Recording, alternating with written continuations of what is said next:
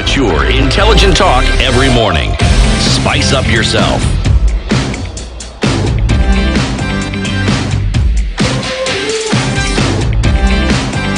Mornings done right.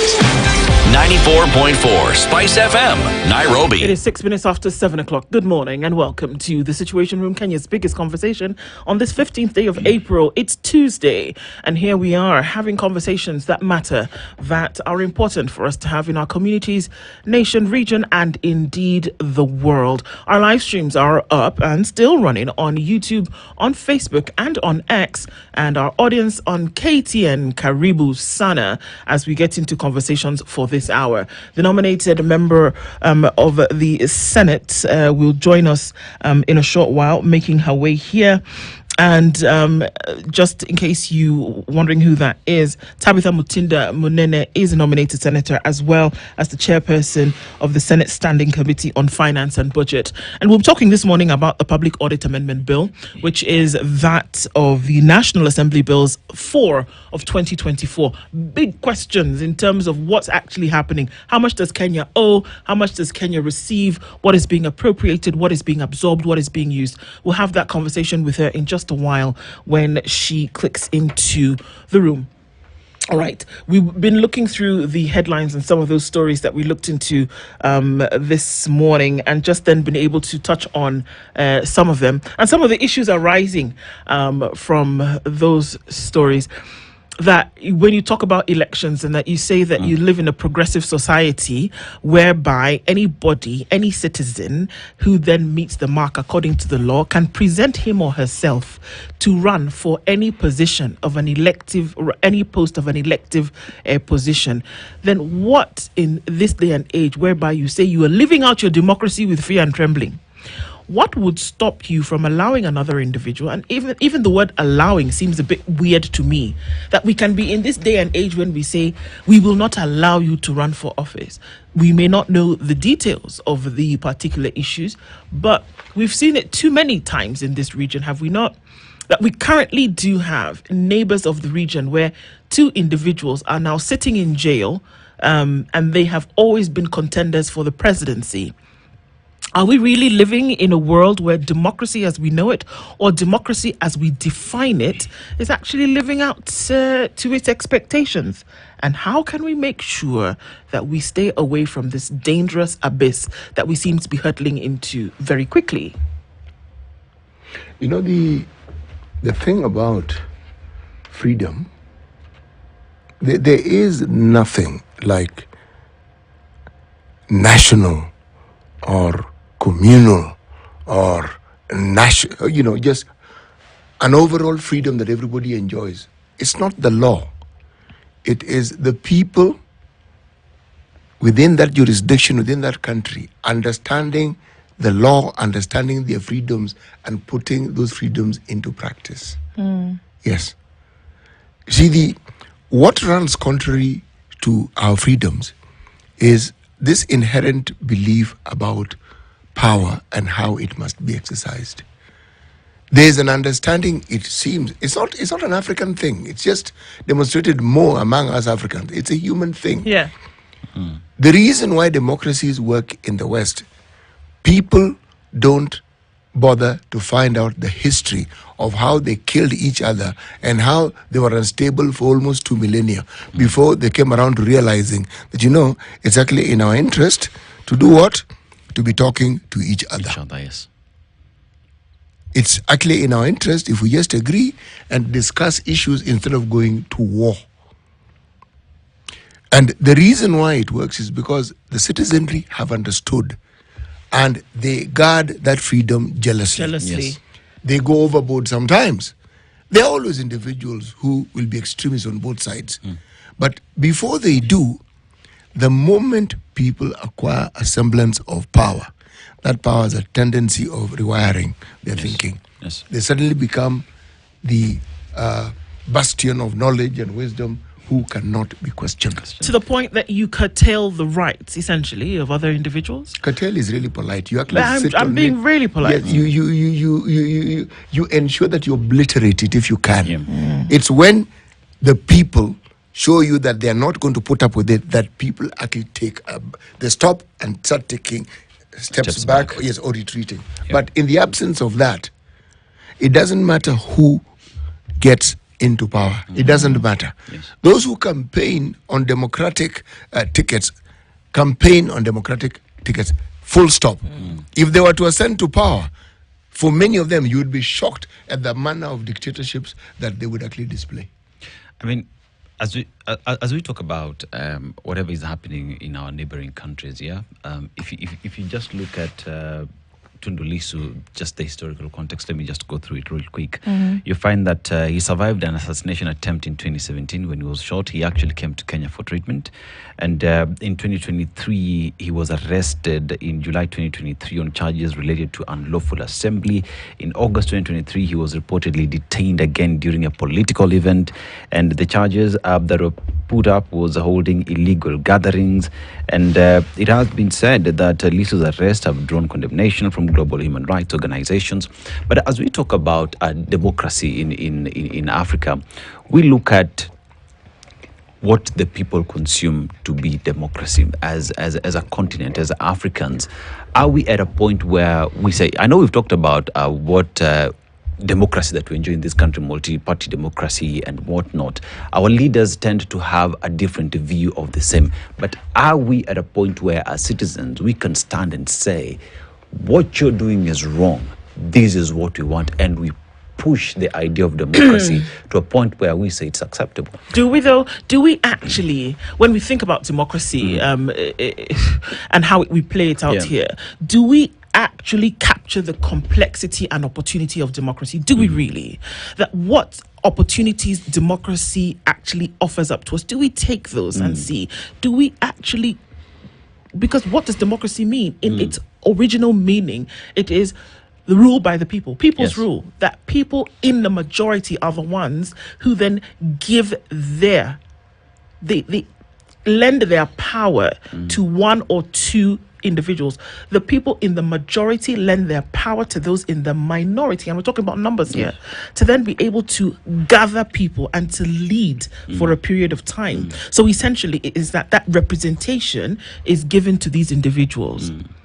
But do we really take the opportunities that democracy then does offer up to us in terms of the ideology of it? Or do we just we pass the word around because it sounds nice. You know, it sounds like an academic, Paper. that you can say it and it sounds that we're living out our democracy, or we're a democratic state, and we take the word democratic and we lob it on the beginning of the names of nations for it to sound as though it's the people who are actually ruling. But do we actually see today that people's rule, that people's desire, people's will is actually being lived out? Because one would argue that the entire process of democracy, we exercise it. The majority give the power to the minority to rule, to run the country. But that is where our marriage with the democracy ends. Because anything that happens after that is none of our business. Because then again, we say it is the majority with the power. The power belongs to the people. We donate that power to a few individuals. But if you look at the situation in the country right now, it seems as though the minority who we've donated our power to are the ones who are running the show. It is not us. It's not just minority. The vast minority. You can use that vast minority. Yes. Well, how many are they? Exactly. Against a population of 56 million. Yes. You're talking about, give or take, 1,000 people against a population exactly of 50 plus million people. Yes. And then when we talk about also then rule by the people, it stops at the elective position. Once you have elected these people, that rule of the people story comes to an end. It's done, it's dusted. It's finished. So when you, and that's why I keep using the phrase living out your democracy in fear and trembling, because it's a daily thing. You cannot say that we all were democratic. How democratic are you? Well, we hold elections every 5 years. No, my friend, it is beyond that. What happens on a daily basis? What are you doing for development? What are you doing for the guarding of human rights? What are you doing for the enforcement and implementation of the Constitution? What are you doing for, the enforcement of laws and living out laws? It's an everyday thing. You cannot say that we practice democracy through an election. Yes. Are you kidding me? No, it's an ideology. It's a way of life. It's a way of practice. It's a way of opportunity. So I think if you're not ready to actually do what the democratic oath, like I'm just making up things today, it's great. Yeah. If you're not going to do what the democratic oath requires you to do, then call it something else. Live by another ideology. Yeah. Tell us that you're doing something else, but don't call it democratic, because it's not. You know, go ahead. Yeah, because there is a feeling that the idea of democracy to us is every 5 years in August, second Tuesday, or whatever it is when we go to vote, and that is when we exercise our democracy. Yeah. After that, forget about it. So that when Kenyans come out and push back, stand and say we don't want this, people look at that as dissent and as though you are going against the power that is, forgetting that that is part of democracy that we enjoy as citizens. You only need to look at activism that has taken place whether it's in Asia, Africa, and elsewhere.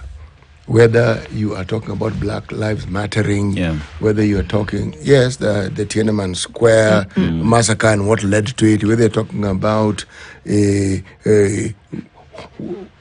what happened in the Middle East, all these things point to that human spirit that desires freedom. Yes. Okay? And the people who lead or who are referred to as democratic countries, remember what that democracy was built on. Yeah. Look at North America, look at Canada, look at the US of A. Those people essentially decimated the natives of those countries. Yes. They literally almost wiped them out completely. Slavery came in, more so in the US.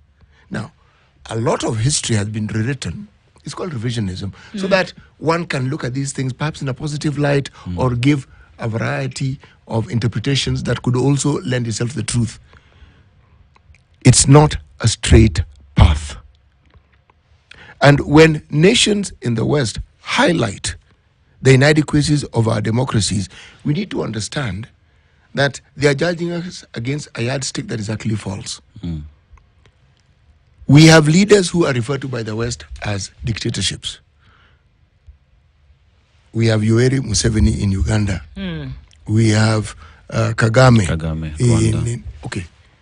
What did these countries suffer before these leaders came into being? What did they go through? Yeah. And how is it that they have been able to retain not a semblance, but a reality of stability in all those years?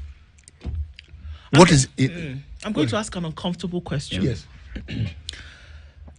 If we look at the African continent, if we look at sub-Saharan Africa, because if you look at and look at the issues that we face, they're more or less homogenic across board. Dodgy leadership here and there. You still have underdevelopment. The poverty index is still very high. Infrastructure, although you can get by, is actually not so good.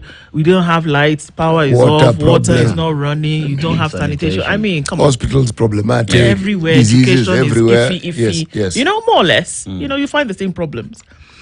And then you want to, and this democracy, however you want to look at it, is not number one an quote unquote African ideology. No, it is not. It's not. Because Africa was hinged on socialism. Yes. Number one. Capitalism did not come here. People would have talked about. We were not capitalistic. We were not. We would even say that we leaned slightly on fascism, slightly. Authoritarianism kind of thing. Yeah. So one would ask the question, is it not possible, or is it not some direction where we should start to think that, look, we've tried this thing for some time and it doesn't seem to be working. You cannot have a democratic state when you have people living in abject poverty. It is not, those it flies things against the principles of democracy completely.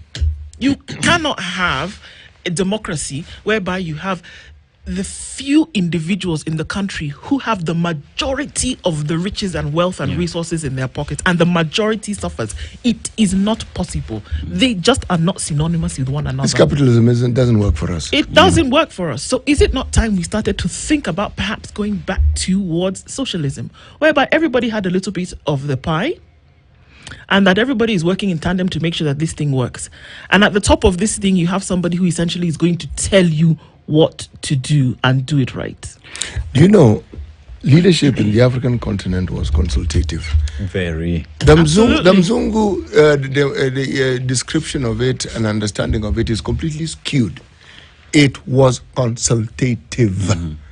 There were a few leaders who came out and did not want to be consulted. They consulted whoever it is that they knew they wanted to consult. But by and large, people had to agree. Why do you think that? Remember this story that we read earlier this morning, where you talked about the 5 gentlemen who were captured? Who went to negotiate? Yes. It was The elders.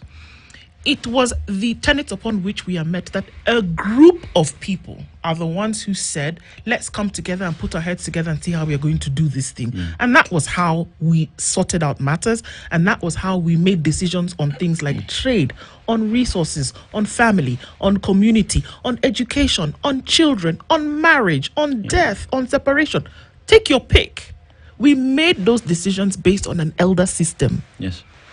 And now you want to ask the question that, okay, fine, now you want to take and adopt this thing whereby you take all that power and you vest it in one individual. Tell me how you think it's going to suddenly work. And you're trying to fit around, square around something inside. Yeah. It doesn't work. Square peg Yeah. on a round Square hole. peg in a round hole. Thank you. I think. And we say, okay, we're democratic because it sounds sexy. No, if it's not working, it's not working. We're working on a system, on a democratic system that is determined by others from away from this continent who do not understand how we run our affairs and our business. For a very long time, you would look at a country like Libya during the days of Gaddafi. It was the wealthiest country. You would go to education from lower primary all the way to university. Not free of lower, charge. the entire education system system was free.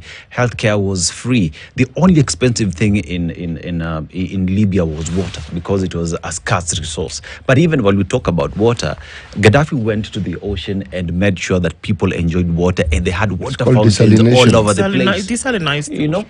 And here we are. That is what worked for the people of Libya when the white man's democracy Did you was really think introduced. that was going to be allowed? When people talk about the Lockerbie bombing, Yeah. what they also don't talk about, that there was a Libyan flight that, because of the mist and heavy cloud cover, Yes. diverted from the path and flew over Israel. Yes. It was shot down. Yes. Long before the Lockerbie incident. Now, that Lockerbie incident, on which one particular intelligence officer from Libya was blamed for, that now was the reason and the excuse they were waiting for. And remember, around that same time, Gaddafi had taken, should we say, the forefront position in helping Africa become a stronger AU. Yes. He was actually the chairperson AU. Yes, during that time, he was supporting, not in words, but in deed as well. Yes. That wasn't going to fly. Yeah. That was never going to fly. Because one thing that Gaddafi pushed for was to ensure that we have a single currency that is backed by gold as a continent. And what that will do was reduce the strength of the dollar and ensure that Africa as well gets to trade with an African currency on a global stage. Yes, perhaps he should have learned from the Chinese. Because he made his intentions obvious and clear. Yeah. So it was easy to take pot shots at him. Yeah. Chinese told nobody what they were doing. They went anything. insular, shut everybody out. And by the way, it's not the first time they've done it. Yeah. And when they emerged, You didn't even know where they there was started nothing from. There's a you're going force to you do. can't stop, Yes, yeah. Absolutely. You couldn't. Even now, it is being referred to as the second strongest economy in the world. The It is Chinese the economy is the strongest. strongest. Yeah. This second position again is a narrative. Yeah. But you see, those people are looking after their interests. Okay, and they ensure that their interests are looked after. If it means damning your interest and painting you in the worst possible light so that they can look better, They will. do so. Yes. Yes. Now, when people complain about Western education, I sometimes wonder, look, give this thing a 360 look. Degrees. When you have someone's education, you get to understand how they think. Why don't you use it to your own advantage? If you go to a certain country to study, you have a front row seat in understanding exactly how they go about their business. If there are things you need to pick up and things you need to imitate or emulate, if they're positive, there are European countries that do not practice this bare knuckle capitalism that we see, say, in America, Yeah. the Scandinavian countries. Yeah. By all means, make money. Yeah. By all means, you're going to share that money with the rest of the All of citizenry. us will share Yeah. it together. Yeah. Yes. In fact, make. We will tax it so that you can be very rich, but other people will be able to benefit because your wealth is actually garnered by the association of these other people. Yeah. So they will benefit from it. As a result of the people. Yes, exactly. Yes. And when you look at the way they go about their business, that's why you find those countries have even sovereign funds. Yeah, like Norway. Yes, it's called a saving. Saving. Okay? And that saving is for a rainy day. Should their oil run out, should some natural resource that they have run out, they have something that their citizens can what? Live on. That is thinking. But if you look at the history, it isn't very different from the rest of Europe. Those people used to kill each other. Proper. My friend, it's amazing they didn't kill all of each other.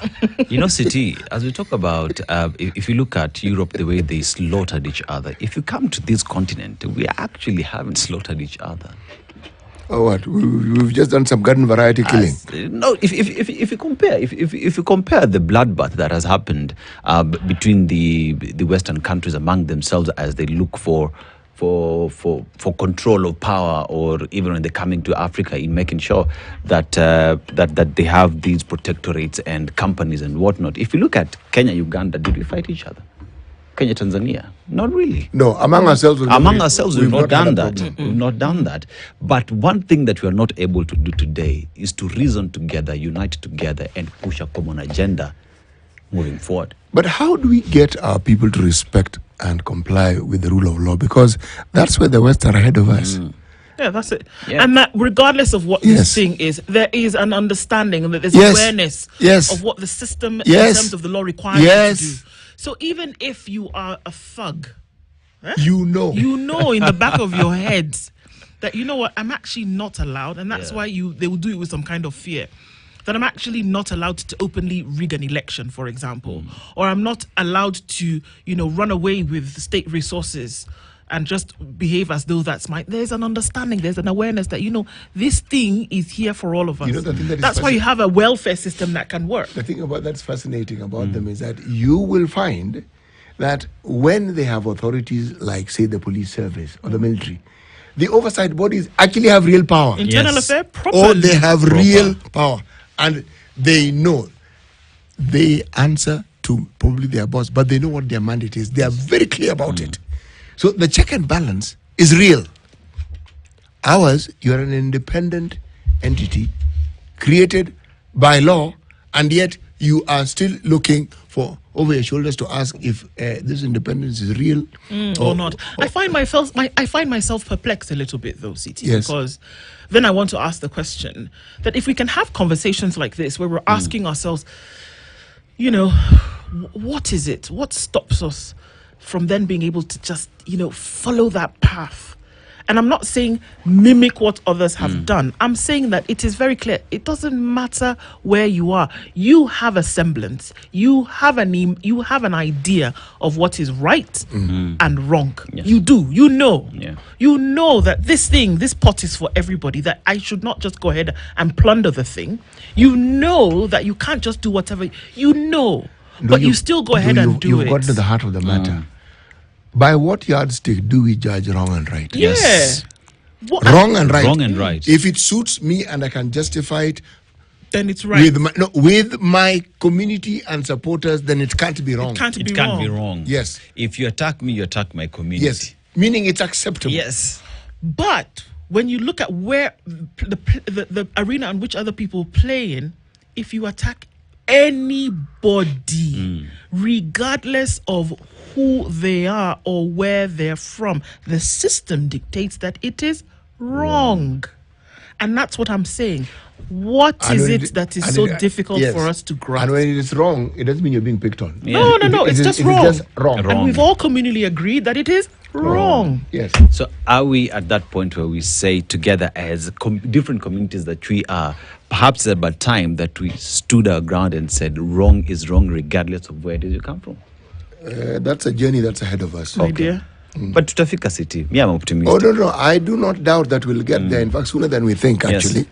In fact, the semblance of having arrived are there, just like there's a semblance of a reality that our guest has actually Has arrived. arrived. It is true, and we will tell you when we come back from the break, Yes. because it is now 29 minutes to 8 o'clock, having that conversation. And we're going to look at public audit in a bit. Don't go away. It's Kenya's biggest conversation, The Situation Room.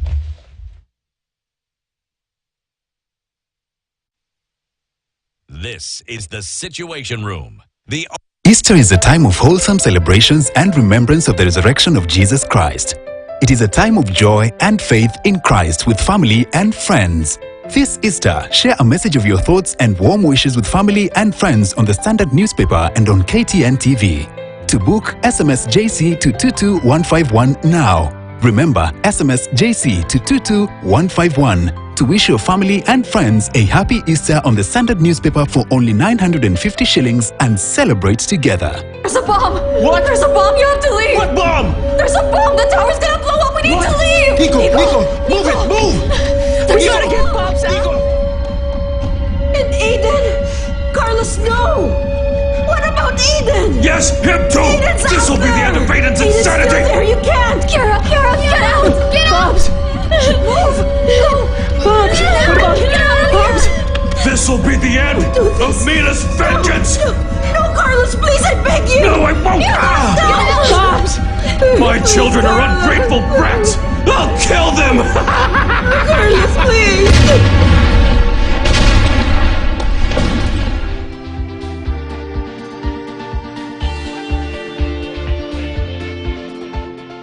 Finance and Budget is Tabitha Mutinda Munene, and she is here now. Good morning, Senator. Good morning. How are you? I'm all right. My sincere apologies. You know, this is not me. It is not. Coming late. Honestly, I'm sorry.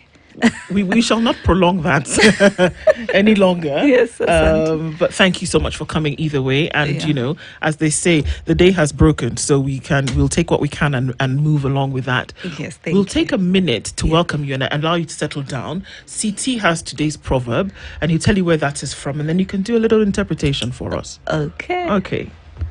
Our proverbs are from the Republic of Malawi. The day will come when cats have horns. Okay. That's it. Oh, yes, okay. Do you want me to add a No, little you bit don't more? need to. You don't need to. You don't need to, City. Actually, point is home. A day will come when cat have horns. This is clear. Definitely in terms of the generation, the Gen Z Alpha, the Gen Z Beta, the Gen Z that we have. One day, if we do not get to understand the conversation, if we do not get to understand how we need to communicate with them, then we'll be saying that they have horns. They've really become hard-headed, but that's not really the case. It's only maybe probably we did not create the understandability of how we need to engage with this young generation. That's my view. Right. Okay. You are spot on. Indeed. You are. Thank you. Okay, jumping into it this morning, we're looking at, you stand in this position as a senator as well as the chair of the Senate Standing Committee. The vice chair. The vice chair, I beg your pardon. Of the Senate Standing Committee on Budget, and we're looking at the public audit, of course, but we're also looking at the amendment bill specifically. And it seeks to amend the Public Finance Management Act, right? That's what it does. But at the same time, what it does also is that it seeks to reduce the amount of time for submissions on final statements of public entities from the 3 months after the end of the financial year to 1 month after the end of the financial year. Looking at that and the issues that it has caused, we've heard from Senate so many times that, here we are being asked to audit these things. Here we are being asked to look at these numbers. And this thing happened months ago and was supposed to be current. So that's one of the things that this amendment seeks to do, to say, okay, look, the financial year has come to an end. 1 month. After 1 month, give us the numbers. Don't wait until 3 months down the line. How is that going to help anything? No, thank you so much. And it's a very important bill, by the way, because this is the Office of the Auditor General is what really gives the status of any institution. And this bill is coming from the National Assembly, now it is in Senate. The main agenda of this bill actually is to amend the administration for the Office of the Auditor General. One, on the issue of the timeline, it's not actually to 1 month, but from 3 months to 2 months duration. But what is really being highlighted, the main change is mostly on the mandate of the Auditor General to undertake a forensic audit. It doesn't mean that he has to wait for that recommendation to come from either Parliament or from the county assemblies for them to be able to do a forensic audit. They can be able to conduct a forensic audit. Okay. It's coming to amend the administration in terms of how recruitments need to be done, because you realize now there's an advisory board that undertakes this. The bill also is coming to adjust the board. It's talking about having a member from the Institute of Human Resource, also a member from the certified public accountants, and also internal auditors institute, and removing a member from the Law Society of Kenya. Yes. Of course, queries will be asked like, why do we need to remove someone from the Law Society of Kenya? But to the bill, you look at the bill, it's sort of explaining that an auditor, an AG also is an advocate, so represents the legal aspects of that particular institution. So hence the replacement. At the same time, you find that there's a loop. The law currently talks about you can only replace an Auditor General if they resign or if there's death. There is no any other condition, but the bill is bringing in a clause in terms of when the term expires, then there needs to be, a recruitment or a replacement. But at the moment, we do not have that. There's that loophole. And at the same time also, when it comes to matters of human resource, the Office of the Auditor General will now be able to do forensic audit as far as the human resource is concerned in the different institutions, because that's where we've seen ghost workers being in place. But now with these new amendments, that will be the Office of the Auditor General will be able to undertake that, because now the law is there, and also Public Audit Fund that will be able to help them undertake their audits intensively. So this new amendment bill has been criticized mostly because it is seen as though it is a bill that is coming to cut down the powers of the Auditor General. And it is seen as though with the changes that are happening, look at the powers that the Auditor General has to appoint, and the changes that are happening, removing LSK and whatnot, it's seen as though there is a move by the government to interfere with the work of the Auditor General. Is that the case? Thank you so much. I've always spoken and I've always said that the problem we have as a country is that most of the doings, which are within the mandate of the members of Parliament, are always politically criticized, and at times we end up missing the point. But I want to thank you, Spice FM, because you bring me in to be able to highlight. And let me tell you, actually this bill is giving more powers to the Office of the Auditor General. Remember, we are saying that, case example, and I've said there's no room. The only room that is there in terms of having a new Auditor General is during death or when they resign. Right. But there's a new clause coming in, says no, even when the term expires, then that protects that office. There's also more mandate in terms of recruitment of a senior deputy auditor general who deputizes the auditor general. We are saying the auditor general should be able to be part of the recruitment process. Currently, it's the advisory board. We are saying the bill is talking about amendment of the advisory board. This then strengthens the office of the auditor general. Talk about the fund that is created also in this particular bill, then which assists the auditor general to be able to run independently his or her own operations in that particular office. At the same time, the bill looks at the budget. If the budget is not sufficient, it allows that they table before Parliament, both committees of budget, and then that will be looked into. Right. So where we are with this particular bill, it actually enhances the office of the Auditor General. It's nothing like a negative critique. Okay. Exactly. So, Senator, let's look at the challenges that this, without this, has posed historically. That if the Auditor General was to give, consolidated audits for the year, and that then comes before Senate for oversight, she most recently said, okay, well, this is what I have done. These are the discrepancies that I have found. These are the issues that I have noted. And what I'm doing now is giving it over to you, Parliament, to deal with. However Parliament decides to deal with it, then it's up to Parliament. Essentially, this is what she said just a month ago.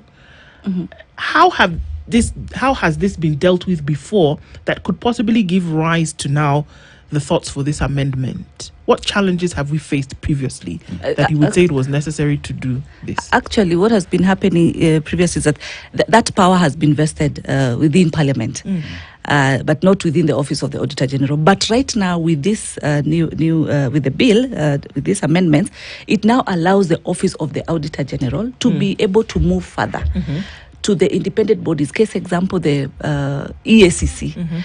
They can do now their own independent recommendations without waiting for Parliament to do so. And remember, Parliament, or even, of course, the Office of the Auditor General, after recommendations, this now is within the mandate of the other bodies, the EACC, the DCI, who now undertake the investigations. And as we've seen,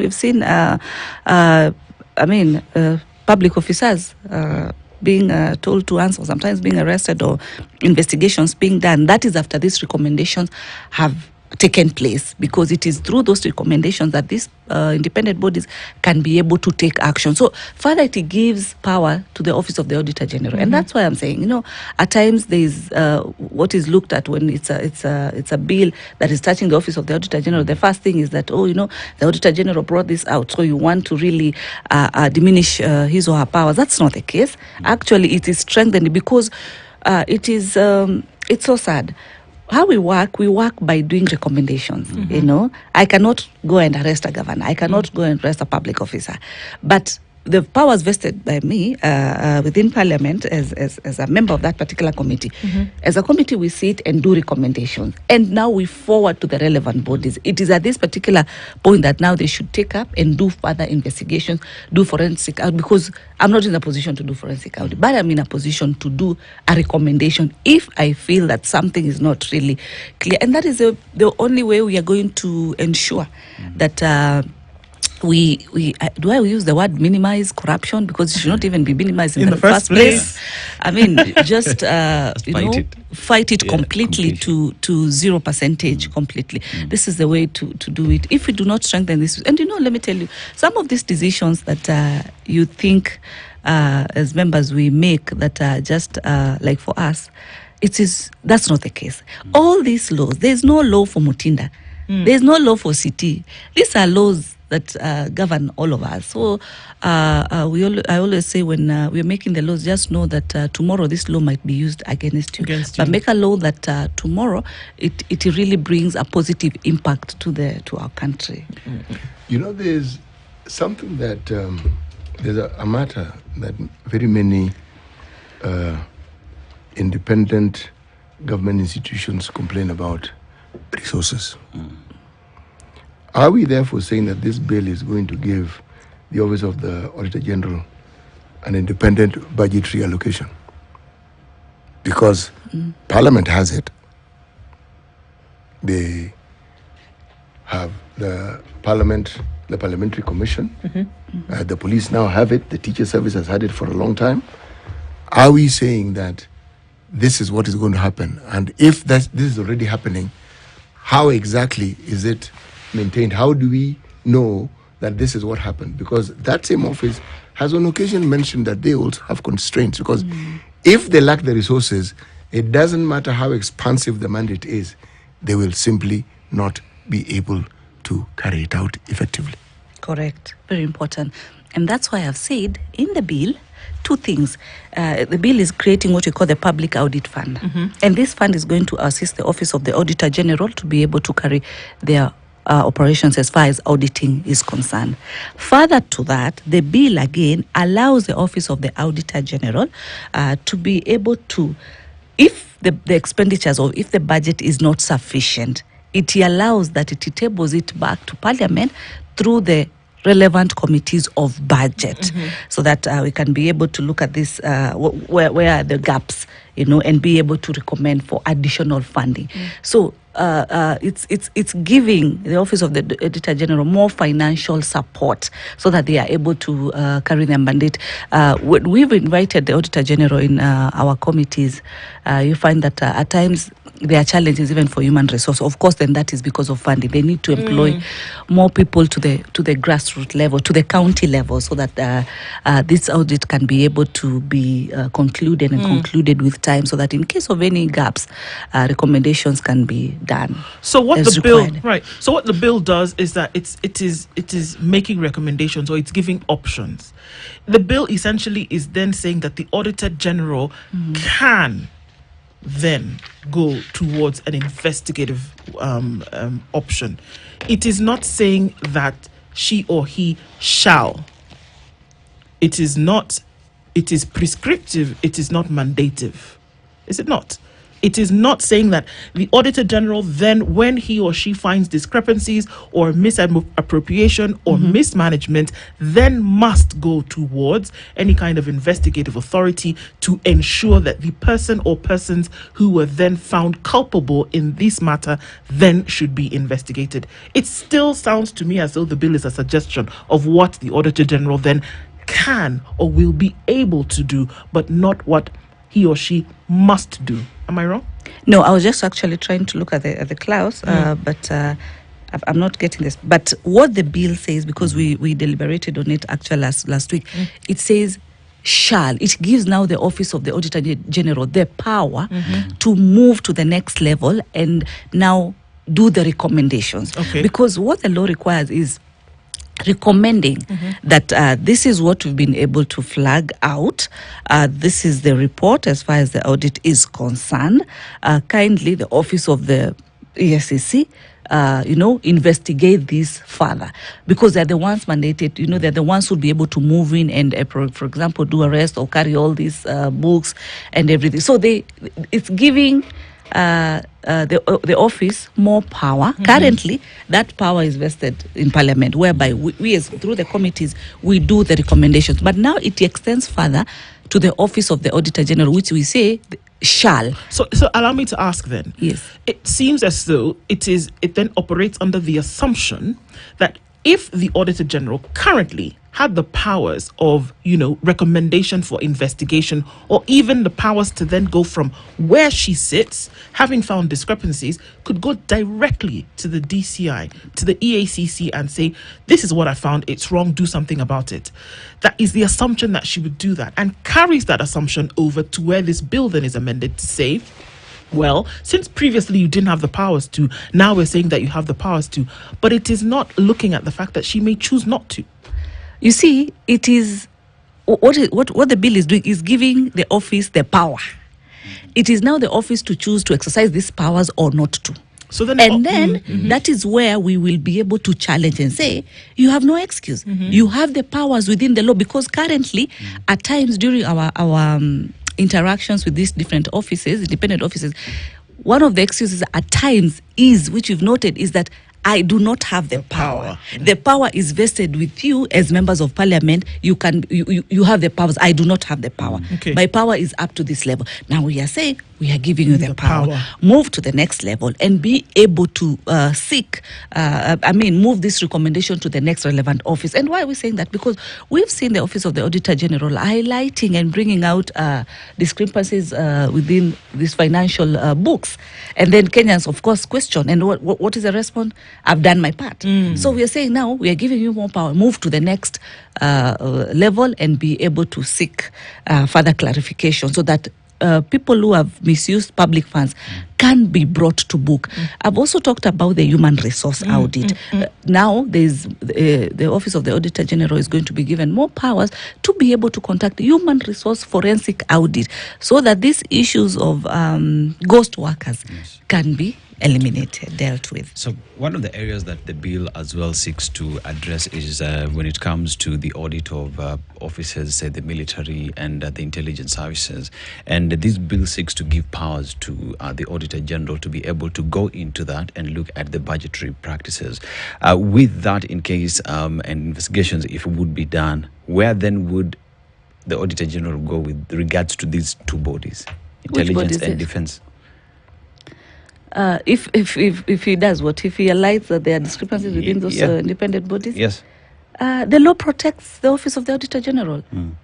We are protected by the law because if there are issues or if there are gaps that have been realized, the law allows the office to be able to perform their duties. So it is not limited to the fact that these are offices that are a bit sensitive, and then he or she will not be able to move for further investigation. So that should not be the case. Does the bill give the Office of the Auditor General proper and full access to the books, say, from the military and the national intelligence services?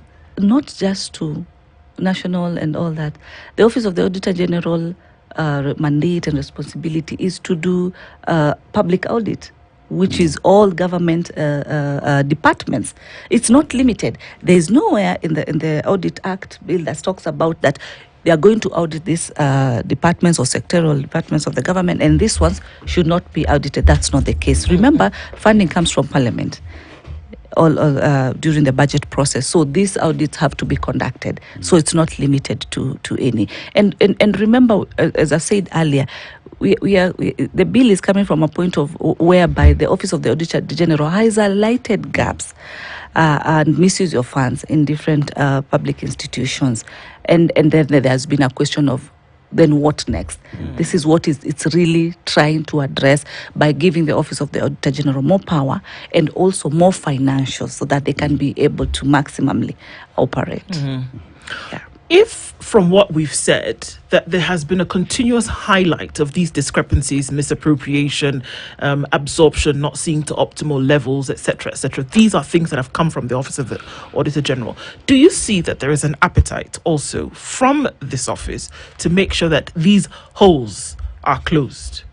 Do you think that the office is interested in sharing the numbers and stopping there, or is interested in going further? We believe it is interested in going further. Because for such an office to be able to really get to the bottom and undertake such intense audits and bring them to light, any pride of any office is to ensure that the answers are gotten. And people who have misused funds, they are brought to book as required by law. So I believe it is in the interest of the Office of the Auditor General to go further. And also it is fair that way, such that office will have an opportunity to be able to take these recommendations further, as much as Parliament has. But now, at least, if there are those recommendations that we missed out as Parliament, then the Office of the Auditor General will be able to ensure that they proceed forward and action is taken. Yes. Okay. There are, as well, at times during the budget processes, you find that there are offices that have confidential and private budgets allocated to them. They're called classified budgets. Classified budgets. Yeah. So when these classified budgets come along, does this specific bill give powers to go look into these classified budgets? Because then again, you say they are funded by the public. That means the Auditor General's office needs to go into them, but from the word go, they are classified. May I assist you here? Okay. Okay. There is a National Intelligence Service Act of 2012. It actually limits the degree to which even Parliament can investigate a spending of security services. It does not mean it doesn't. There are elements within that budget that cannot be disclosed, and the reason is for national security reasons. It is that. So anytime you will investigate, the fallback will be that particular act. act. Yes, and they are within their right to claim so. But it doesn't mean that everything that is within the budget cannot be audited. No. There are things which can be audited. Yeah. Now, it's a question of whether you understand what can be audited and what cannot. But what they do not want audited, they will look and say, look, this is where we are with this thing. And with good reason. It is not a Kenyan practice. It is an international practice all over the world. On the same city, there are concerns with regards to opaque budgeting practices with regard to that specific law that you put in place, because there's concern that monies are being lied or are being hidden, or there is misappropriation of funds through that specific Please act. don't forget mismanagement. Yes. So which then brings the question in regards to the Auditor General being able to be given access, because then how would you ensure that public fund is spent if someone is hiding behind this law and mismanaging through this law? So, Senator, does that remove completely the role then of Senate in terms of oversight when the powers of the Auditor General then are increased towards recommendation, towards investigation? Not at all. Okay. Not at all, because as I said earlier, it's actually giving the office more powers.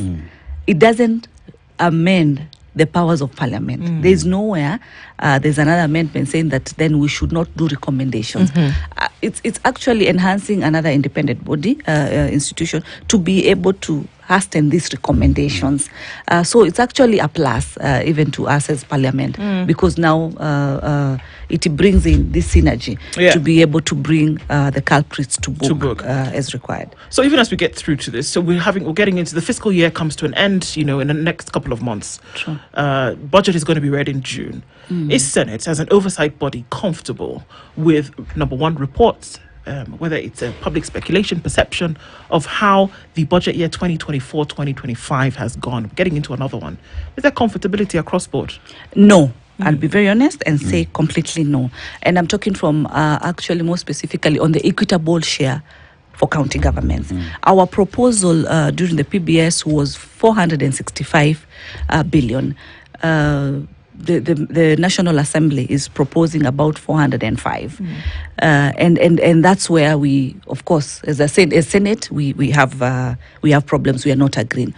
National Assembly also, the Committee of Finance has also dilly-dallied on the issue of the last audited accounts. The law is clear, saying that the 15% for the county government should be from the last audited reports. We are in 2025, for Christ's sake, but the last audited reports are for about 2023. Yes. And you look at the revenue, it is of course less compared to right now where we are. And also that now brings a challenge. Counties are not able to get funds as per our recommendation in Senate. So there's a gap. We are not happy.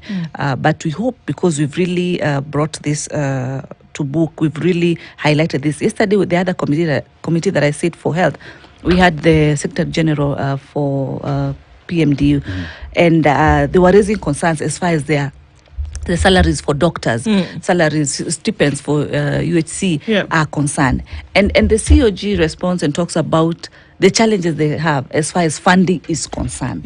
So it's until we ensure that we give county governments what us as the Finance and Budget Committee we've been able to recommend. Sure. Where we are now looking at the fourth basis formula, which is what we really are on. We are really behind time, but we've received recommendations and from the different stakeholders, especially CRA, also COG proposal, also from the Ministry of Treasury. This is what we are really trying to look at, so that we ensure counties do not lose their allocations. But I keep on telling the county governors, as much as we are fighting to give you more funding, also ensure that you clear your pending bills. Absolutely. And at the same time, let us stop seeing all these corruptions that are being highlighted. The other day we saw in Machakos, I mean, I don't know, from the floor, money, wrapped and in sacks. It's really sad. And from where I sit, I advocate for more funding, and yet, and this is so happening. Let them pull up their socks. Absolutely. It's good to have these conversations. It's good to put these things in the public, and hopefully an opportunity for you to come back and share exactly the goings on in the future. Asante Sana. Senator Tabitha Mutinda Munene is a nominated senator and vice chair of the Senate Standing Committee on Finance and Budget, and has been our guest this hour. Thank you so much. Thank you. It's 8 a.m.